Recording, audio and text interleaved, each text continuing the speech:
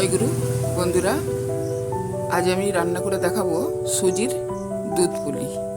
এই দুধ পুলি বানাবার জন্য প্রথমে লাগছে সুজি, দুধ, আর আগে থাকতে আমি নারকেল গুড় দিয়ে ছাই মেরে রেখেছি, আর বাতাসা।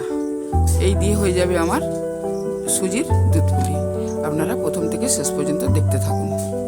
প্রথমে সুজিটা আমি হালকা করে ভেজে নেব।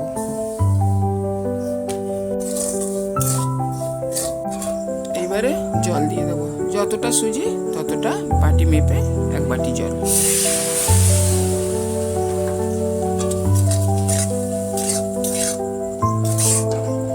এবারে একটা ডো তৈরি করে নেব। সুজিটা আমার ডো তৈরি হয়ে গিয়েছে, এবারে নামিয়ে দেবো। এইবারে 1 চামচের মতো ময়দা দিয়ে দেবো।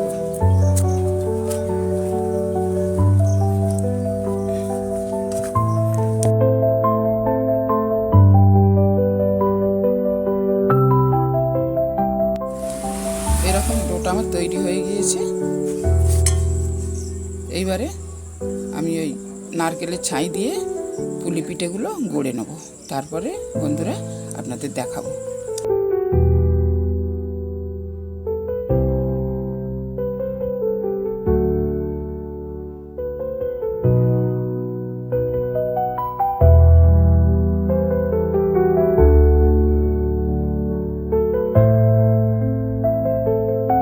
প্রত্যেকটা পিঠে আমি বানিয়ে ফেলেছি।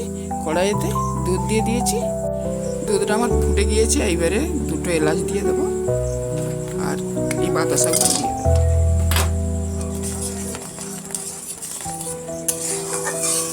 এইবারে পিঠেগুলো দুধের ভেতর দিয়ে দেবো।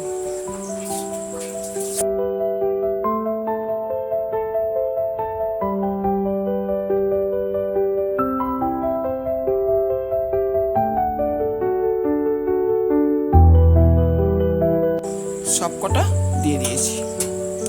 পিঠাটা আমার সেদ্ধ হয়ে গিয়েছে, দুধটাও ঘন হয়ে গিয়েছে। এইবারে নামিয়ে নেব।